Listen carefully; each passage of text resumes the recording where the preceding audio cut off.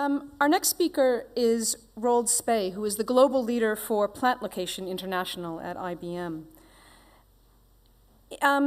Over the course of his career, Roald has built up expertise in advising international companies in location choices for a broad variety of industries and investment projects. Besides advising at IBM internally, he also works externally with clients, including many market-leading Fortune 500 companies, as well as fast-growing companies in emerging industries and markets. Roald is one of the very few consultants that globally is able to leverage his strong pragmatic experience working directly with international companies in their location selection projects, working in their location selection projects for advising economic development organizations. He develops and implements both marketing strategies to attract new and to retain present businesses, as well as economic development strategies for improving business conditions in the regions. He's worked with over 100 economic development organizations worldwide. As the head of IBM's Center of Strategic Location, he coordinates their work throughout Europe, Asia Pacific, and the Americas.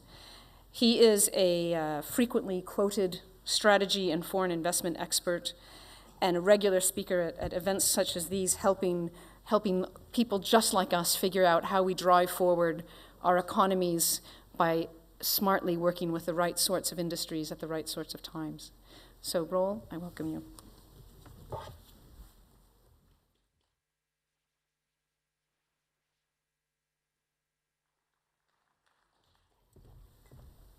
Thank you very much for that introduction. And good morning, everyone. And I also used to be a colleague of Ken Poole. Just for those who don't know yet, we worked together in PwC for a while on location strategy. So it's good to be back here in Cardiff. It's been a while, I must admit, but it's always good to be back in cities. I'd like to talk a little bit about global investment, give you a bit of an international perspective on what's happening around the world recently until today, but also try to look forward a little bit, what's going on in the market, how are companies changing their behavior. It's always a good starting point in terms of investment decision making, because companies make those decisions, not us, basically. Understand what they are doing, where they're going, and what's changing their mindset, and see how that could implicate attractiveness, competitiveness of locations, and particularly zoom in on UK and Cardiff specifically, and see what that means for your proposition. So that's what I'd like to achieve in the time that we have available.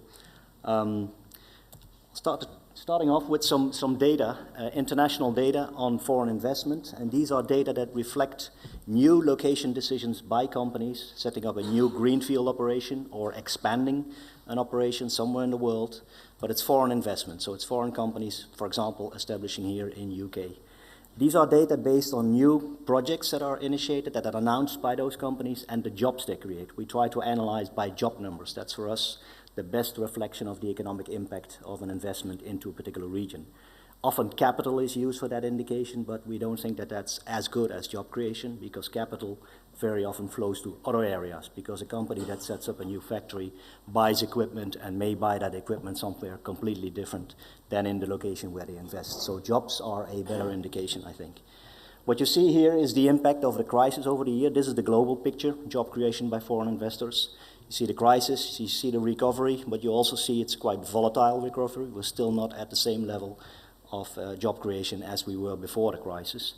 There's quite some differences between markets. In summary, the emerging markets were much more seriously hit by the crisis and also recovered much more in a much more extreme way than the mature markets.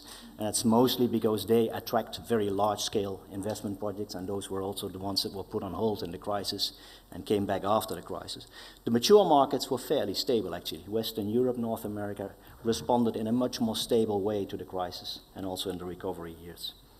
So that's what happened globally, in a global scale. This is where companies have been going and where they have been creating new jobs. These are the larger markets that you see on top of this list. I'm going to pick out a few countries where it's worth commenting on. First of all, you see the US, obviously, as a strong market. It is really attractive because of its size of its local market, the consumer market. That's the number one reason that foreign companies establish a new presence somewhere in the world. It's driven by a need to have access to that market. And obviously the US, being a very powerful and large consumer market, attracts a lot of that investment. And it's also one of the key reasons that Mexico is doing so well. It's like very next door to that huge market, let's say. A couple of countries that stand out in the most recent performance. India has shown very nice growth, has become number 2 ahead of China.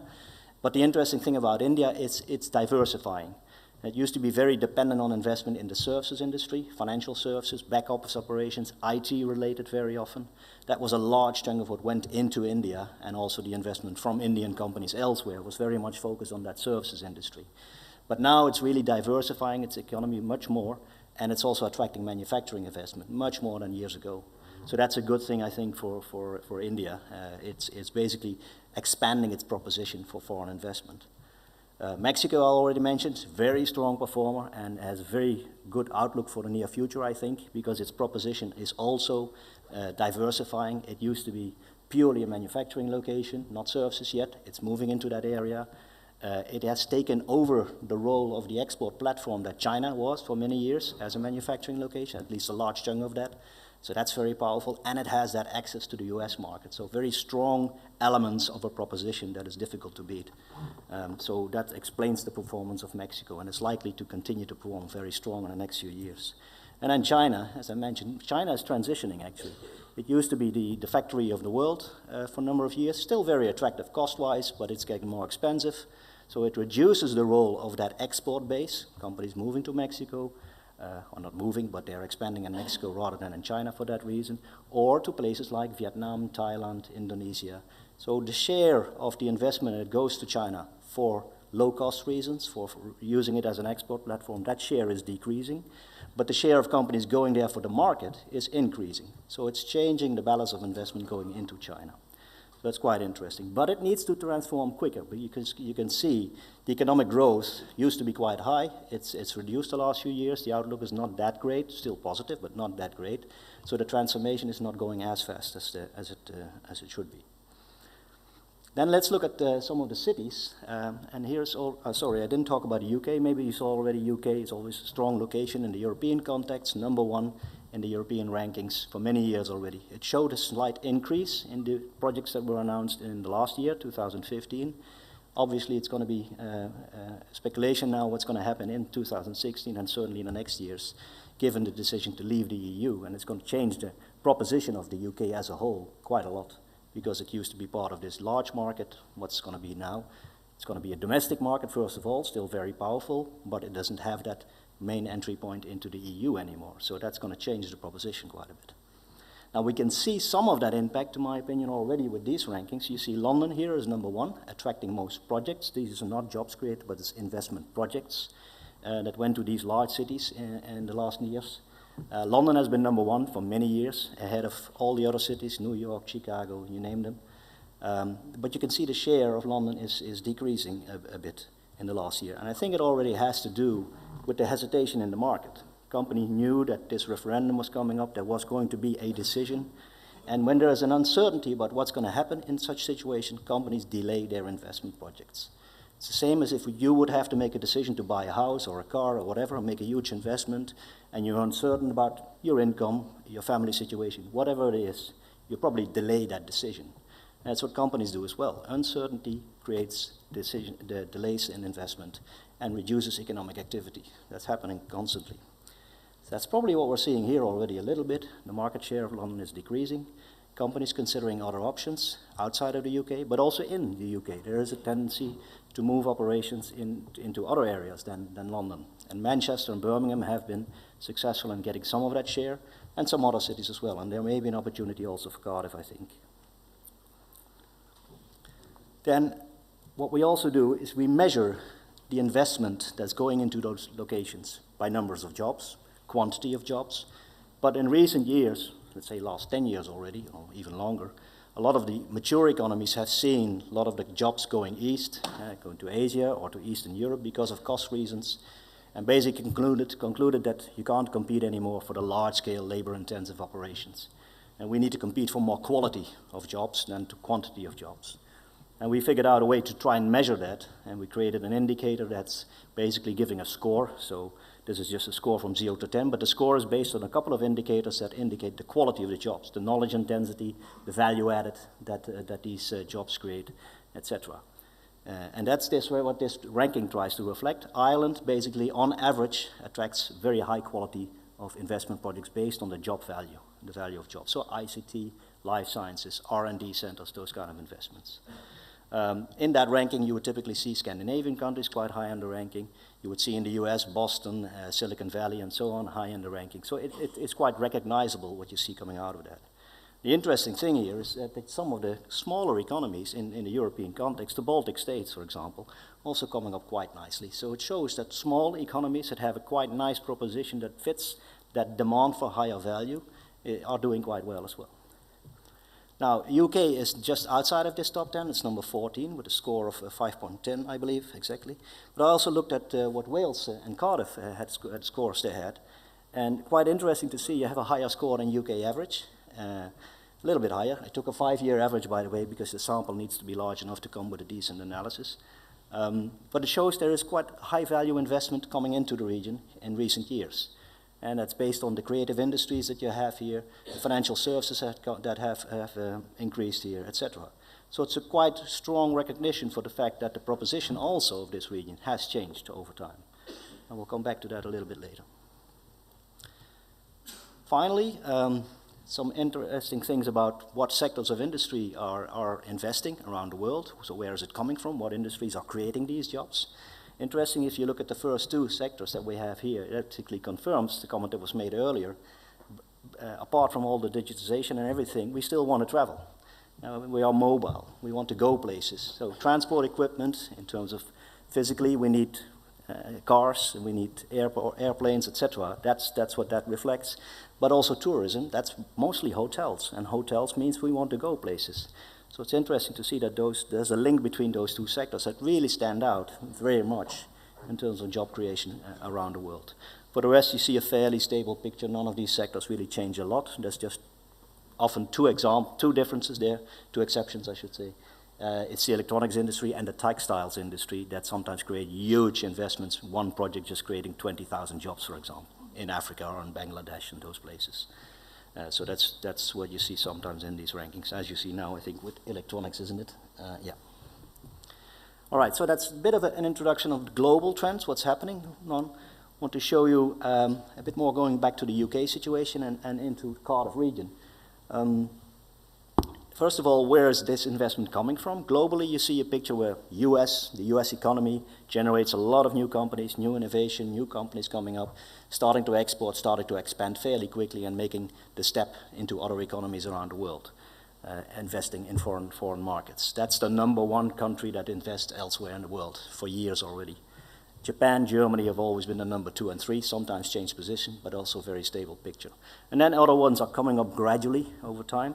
And particularly China and India have come up over the last number of years. China more than India, because it actually had more variety in its economy, more different types of industries that started to expand and invest elsewhere. India, as I said earlier on, is much more focused on services, providing service to clients closer to where those clients are. For example, that's the reason why a lot of Indian companies have located in the southeast of the UK, close to their clients in London.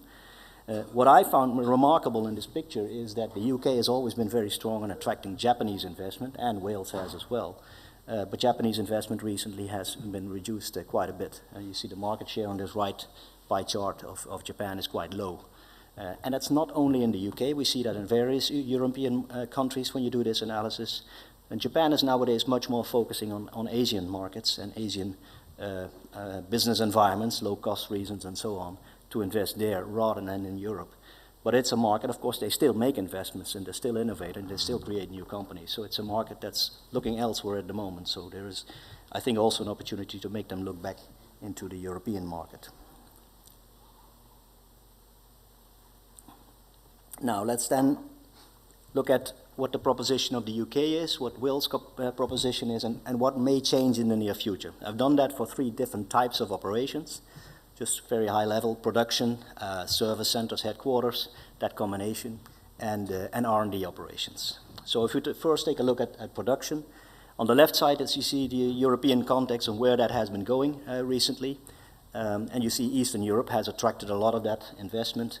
But if you look at the countries that are represented here, you can also see that the UK still is the leading Western European location for that investment. It still has an attractiveness with labor flexibility relative to competitive cost levels in a Western European context that makes companies decide to come here if they need a presence in Western Europe. But overall, the tendency has been to move east into the Eastern European environments. Wales and the Cardiff region show actually an upward trend. You see the numbers on the bottom there, if you can read them, in terms of jobs created in the last couple of years. If we take the 3-year periods, you see an increase in job creation in the region here. So there is a positive trend also in the production still. So that's good news. Now, what is likely to happen short term? We think that focus on growth markets globally and in a European context is likely to continue. Cost will remain quite important, may change a little bit later. For UK and Wales, that means probably for production, at best I would say, if you can keep your market share, which is still in a Western European context good, but that will be good if you keep that stable. But there are some uncertainties obviously now, because there's a change into your position in the European market. Many companies saw the UK as the logical place to start their business in Europe. And for many, it was no question where they would start. It was just the UK. Now it is a question. So that fact in itself may lead to some loss of market share of investment coming to Europe, which normally would go to the UK, and probably now some of those will go elsewhere. Also, the cost competitiveness. In the short term, with the currency exchange rates that we've seen recently after the decision to leave the European Union, that improves the cost competitiveness, but what's going to happen longer term? We've seen that exchange rates sometimes are corrected again after a period of time, but of course there will also be supply chain costs in the near future that have to be built into the picture now.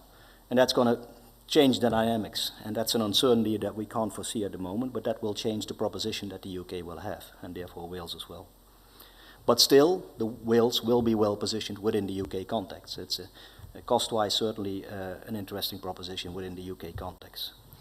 Longer term, what is important is that further automation will further impact this. The labor component is going to be taken more out of labor processes, both in manufacturing and in services. The whole digitization will further increase that, and actually quite fast. We're seeing examples already of that in different industries. So it will mean that the cost impact, the labor cost sensitivity of investment projects will decrease. And that has quite some implications. That's going to also impact this. I'll come back to that in a moment.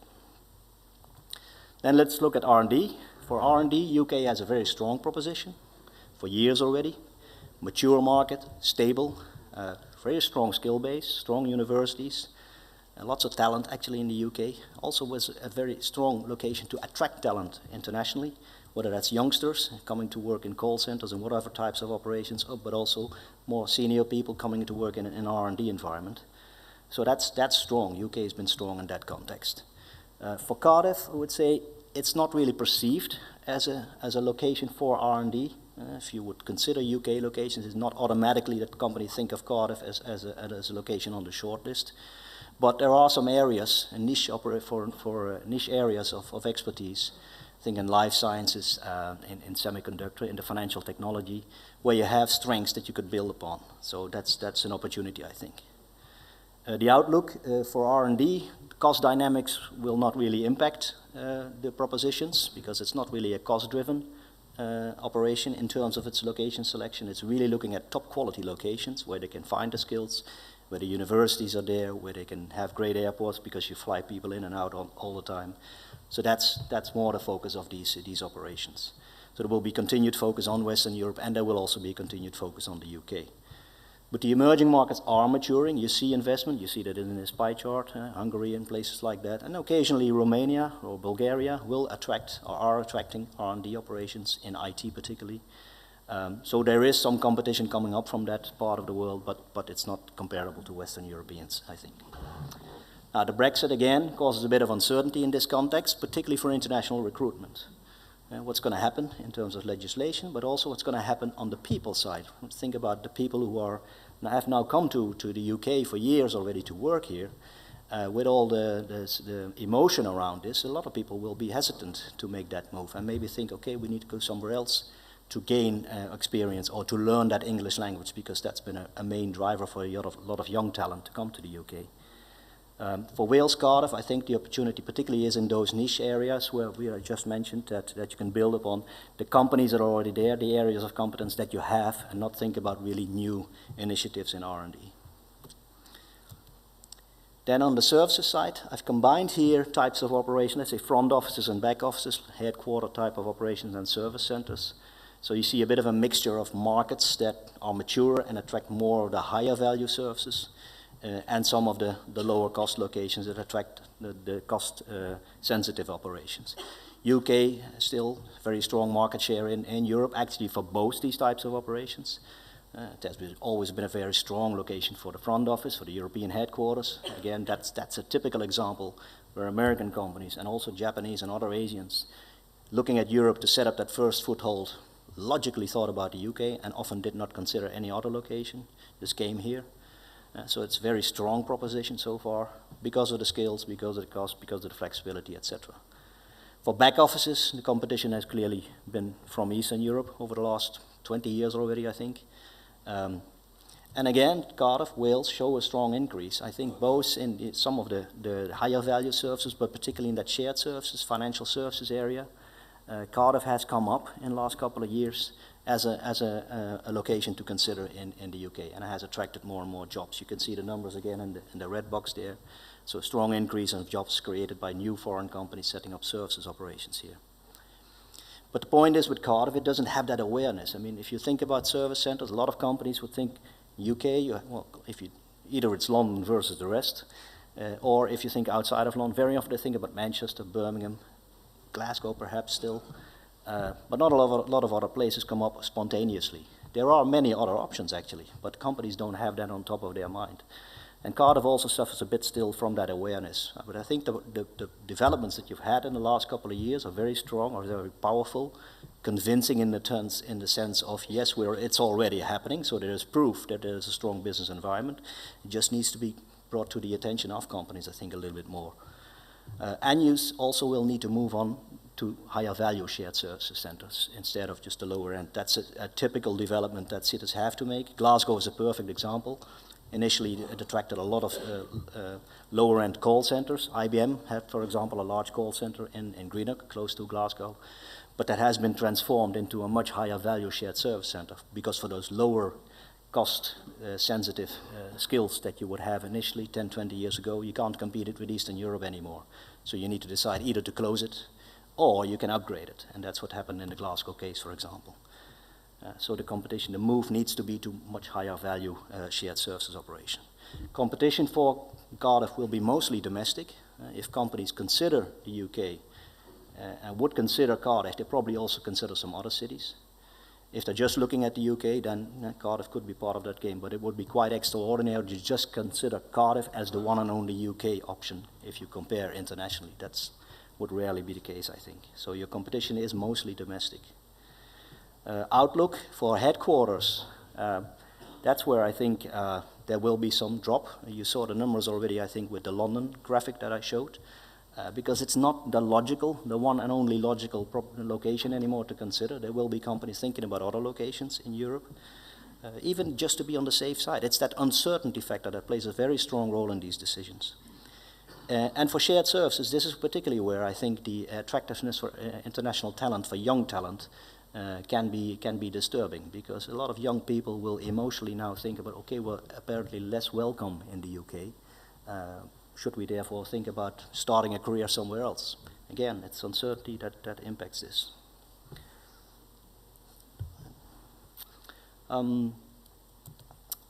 Some of the changes, I talked about services a little bit, this whole digitization, but also the concept of service centers has changed a bit over the last few years already, and is likely to change further. Companies like IBM, Accenture, larger organizations that moved a lot of jobs overseas, large delivery centers are changing that concept somehow, coming back to, in some way, in the loss of quality that was the result of those moves. But also market changes are simply demanding that. And if you look at what IBM has done, for example, in Europe, we've created a number of delivery centers for individual markets. There's a center now in Leicester, which was decided 2 years ago. That's what we call a domestic delivery center. Rather than having everything in India, go back to where the clients are. Clients demand that to have a closer presence.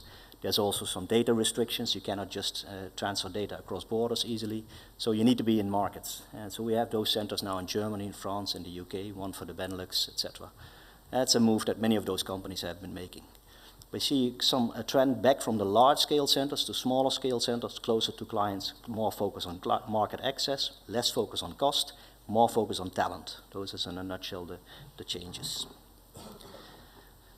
So, in a nutshell, what we've talked about is what is changing in footprints. We talked about China, Mexico. What we didn't mention here is another graph that I have, which shows the attractiveness or the competitiveness of countries related to their population. And what you see there is that Eastern European locations like Serbia, Macedonia, so you see the Baltic states quite high on those rankings. You see some Central American countries high on those rankings. That means that they have an attractive proposition. They are successful in relation to their economy. They create jobs through foreign investment more than China or India in relation to their population. So it shows those are nice alternatives if the size of your operation allows you to move there and consider those locations. Now, future investments, there's a lot of uncertainty in the markets, not just the Brexit decision. It's a lot of elections in major companies that are coming up that create some uncertainty, and the direction of some of those huge economies, and like China, Russia, Turkey recently. You could add the Philippines to this. What's going to happen with all these countries, given how leaders are currently influencing the local situation? And again, that uncertainty creates delays in investment. That's a major thing to think about. Clarity in some way, in that sense, helps a lot. And then the digital economy, as I mentioned earlier, that's changing a lot as well. Digitization will exclude a chunk of labor out of the processes and will make those operations less labor cost sensitive. That's an opportunity for mature markets, so that you have smaller centers that focus again more on access to the market rather than on that low cost situation. But it's also a challenge for emerging markets. Think about countries that, like in Africa, for example, that have just come up, that have just been acceptable, developed some basic levels of education and infrastructure, and had low cost as their main attractiveness. If that disappears to some degree for them, there's nothing left almost for them. So they need to make that jump into education much faster than some of the mature markets. Education, making sure talent is available, particularly the technology component across industries becomes very important. So that's really a focus that there should be in the future. So what does that mean all for how companies make their decisions on their investment strategies? There are three main categories. Those of you who have learned a little bit about foreign investment know there's a couple of drivers, main drivers for strategic investment globally. One is market-driven, the main driver. Companies go somewhere for the market. There's still this rebalancing ongoing as particularly Asia has come up, and not just as a low-cost location, but as an important market as well. Companies are still focusing quite a bit on those growth markets. For UK, the change will be, okay, the domestic market becomes more important, and that's a powerful market, so there will be companies that may not have a presence today in the UK with production or distribution that may decide, well, we need to serve that market still with an operation, but we need to be in the market now rather than serve it from the continent, because it's a standalone market almost in the future. But the focus of the proposition will be less on the European market. That's a change that there will be in this context. In terms of efficiency-driven investment, that's the second category, those who go somewhere for cost reasons or to optimize the financial situation. That for years already has not been the key driver for investment into the UK anymore, unless it was just purely focused on Western Europe, then UK still had an interesting cost proposition. But overall, you can say that is not really the key attractiveness.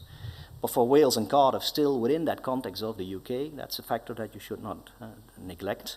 It should not be your number one selling point, I think, because it's always, I think, a bit of a weakness if you purely can sell on the basis of low cost.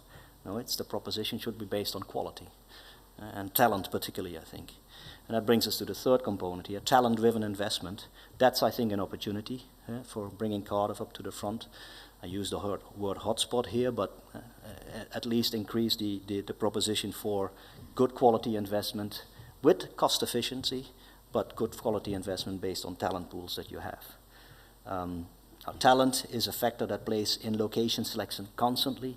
I put up this slide just to emphasize talent is important in all the steps that companies make when they consider location. It's typically a stepwise process that you see here, where they deselect options and come to a final option. In those various steps, companies look at different things. First of all, they think strategically, what do we need? Where do we need to be market-wise, cost-wise? What talent do we need, etc.? Where in the supply chain should we be? Real estate and incentives and quality of life very often come only in play at the end of the process. And I'm emphasizing real estate because I know, particularly in the UK, in terms of economic development, real estate is a very important component. Just recognize that in strategic investment decision-making, real estate is not a crucial component in the beginning. And when you're thinking about 20 countries or 20 cities in various countries, real estate is not on your mind, should not be on your mind. It's only at the end that real estate becomes crucially important. In terms of proposition, if you look at where Cardiff competes in the market, it used to be in this quadrant in a low cost, we call this a cost quality analysis, a low cost proposition. Years ago, to the right you have low cost locations, and the upper side of the graph is the high quality locations. R&D would go to a high quality location, even if that would be a high cost, that's not a problem. But on the lower cost side, you very often compromise on quality somehow. So Cardiff used to be in that Western European context in that category, but it's now competing basically in the category where you say it's still cost efficient and qualitatively it's improved a lot. But there's a lot of players in that area. So the challenge will be to stand out against others in that particular area. So this is a case example with a number of UK cities in here, where you'd say Cardiff is in that middle. And I think I took as an example of shared services, where Manchester, recently also Birmingham, are locations that companies would consider easily. If their focus is on cost, Belfast has come up as a strong option, and then there's the locations in the middle have the compromise, the nice compromise between the quality and the cost dimension. And so the proposition for Cardiff around talent could increase that that proposition in terms of qualitative terms. And also I recognize that there are a lot of improvements coming up in terms of the access to London that will help a lot as well in this context. So I think the challenge will be to see how you can make that additional step to become qualitatively even a little bit better and stand out a bit in that category of locations that have the combination of the quality and costs. And I think talent is one of those key components to look at. It's increasingly important for companies considering investment, certainly in the European context, so it's increasingly important as a differentiator for locations if they want to position themselves against others.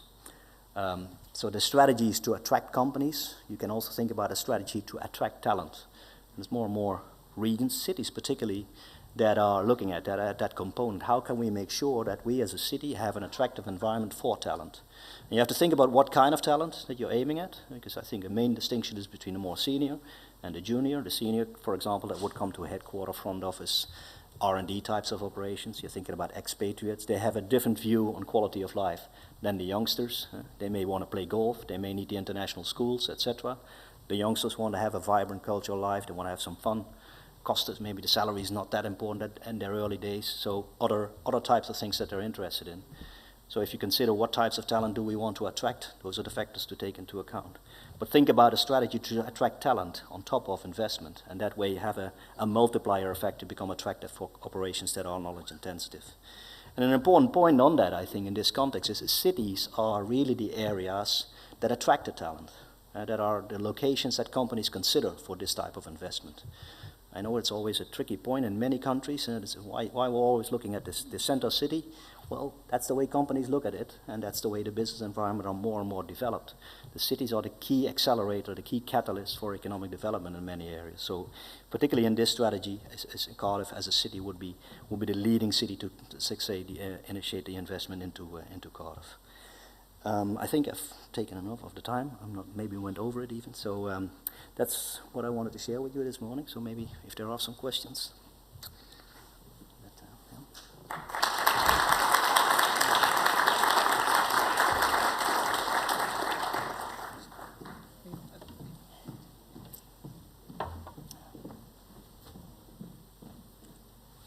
I found that very, very interesting. I'm Rick Delbridge from Cardiff University, where I'm the Dean of Research, Innovation and Enterprise.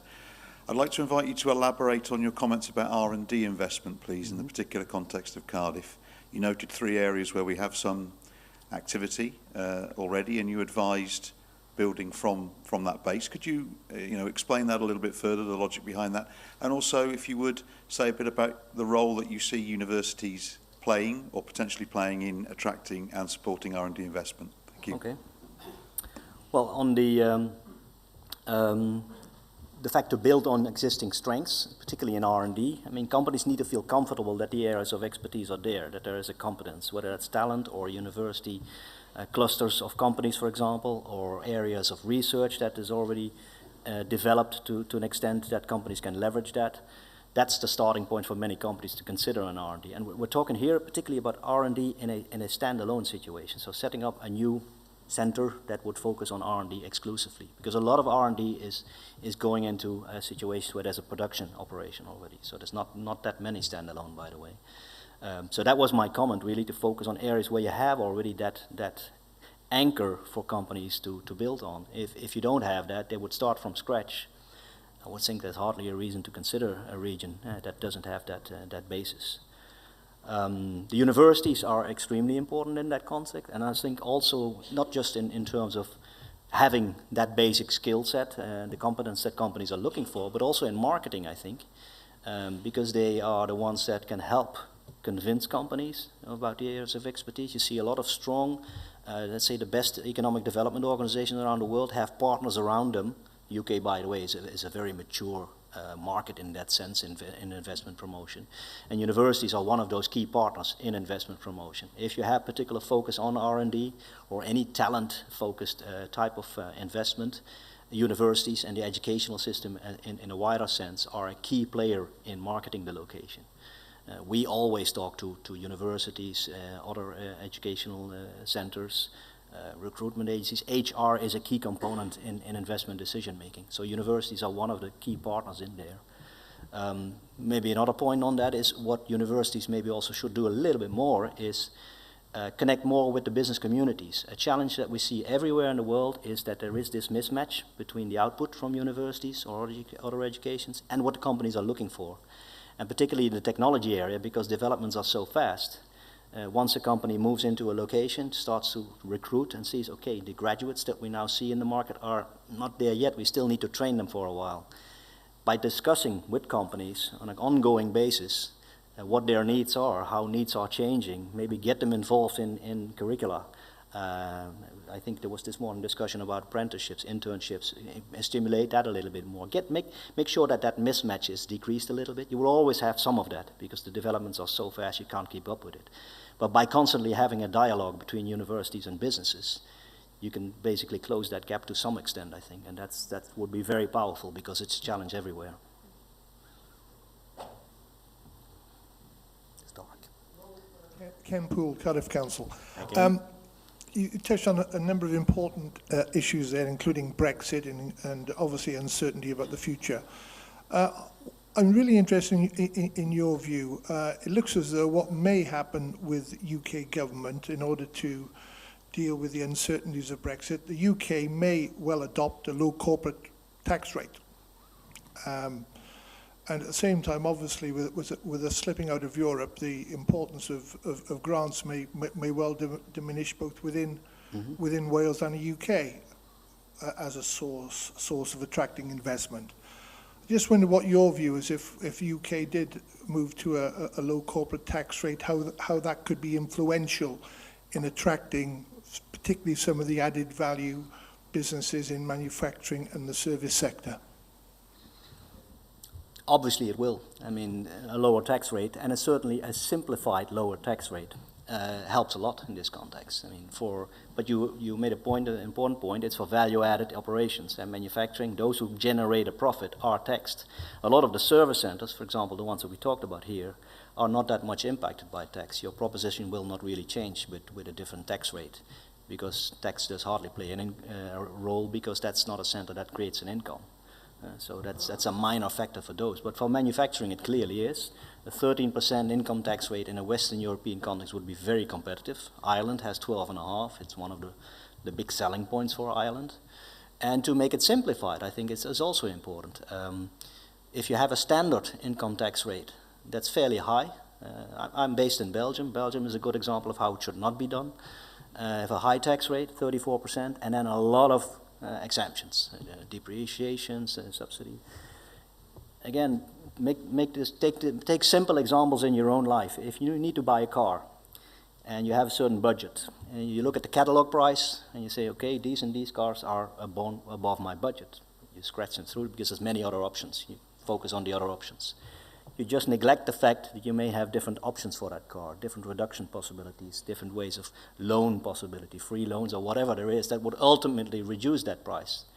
You don't get to that point because you always scratch them through. That happens sometimes by companies who are looking at 40, 50 countries, and if they use tax rates as one of those eliminating factors, standard income per tax, it's simple, it may not be smart, but that's how it happens sometimes. So a high corporate income tax rate, a standard tax rate is not a good thing. You get eliminated and you don't get the opportunity to talk and negotiate and so on. A low corporate tax rate is much more attractive, obviously, generally, but also to start at a lower level, the discussions is very powerful. 13 would be extremely good in a European context. Can I ask a quick question? Roll, nice to see you again. Peter Price, you probably can't see me at the back here through the lights, but I had a quick question. I thought your presentation was fascinating, uncertainty we all agree on. But I wonder if you have a view on the best investment promotion model to attack the very competitive market, which is also shrouded in so much uncertainty. Are we talking, and in your experience, are the most successful performing countries national investment promotion agencies, regional or city-based? Yeah. Well, I have a very easy answer for that. Ireland is for years already one of the best practice examples. And a few others, by the way, as well, are good. Singapore is another one. But Ireland is a good example in this context. I use it a lot as an example when I give trainings to inward investment agencies. And in various ways of building propositions, of marketing yourself, etc., Ireland has good examples. What I think is very strong in Ireland is that, they were forced to do something around economic development, around inward investment attraction decades ago, because it was a poor country, did not really have a strong base of own domestic companies to start building something, was completely depending on can we be attractive and successful in attracting foreign investment. And they had a lot of European money to start and make initiatives and to improve the business environment, but they had also a very strong vision around foreign investment and were able to really get the whole society behind that concept of attracting foreign investment. So what you have today, take the discussion around the Apple case. I heard a percentage this week, how many people of the Irish population are supportive of the decision of the government to stay in the box of Apple and not to challenge Apple for paying back. And there's a huge amount of money. So, and most citizens say, no, we don't want that money. We want you to be reliable as a government in terms of attracting foreign investment and making those deals. It shows that the society is behind it. If you go to Ireland and talk and go there as an investor and say at the university, it's actually an example where universities and businesses collaborate. One of the reasons they were so successful over the years in attracting pharmaceuticals and IT and the call centers a number of years ago. Nowadays, all the social media companies, they know ahead what kind of skills those companies need. They are preparing that ahead of time and have the skills ready when the companies are coming. So they're thinking forward and thinking what is the next wave of type of companies that are seeking locations in Europe and can we make sure we're ready? And talent is a key element in that. And so the most important selling point for Ireland today is not this tax rate, it's the talent base that they have. So that's a very good example for me of a country, but also the investment agency, knowing that they had a lot of resources to do it. That's the key challenge, of course, for any investment promotion effort. You need to have resources. But they have been very successful in that. That's a good model to learn elements from and pick up them. And the dialogue between business and education is a very important component of that, I think. I'm going to hold it there and hold the questions, if I may, for the next session, just because we are a little behind time. I do apologize. I take full responsibility for that. But I'd like to thank Roel for the conversation, and we will pick up some of these in our wrap-up session.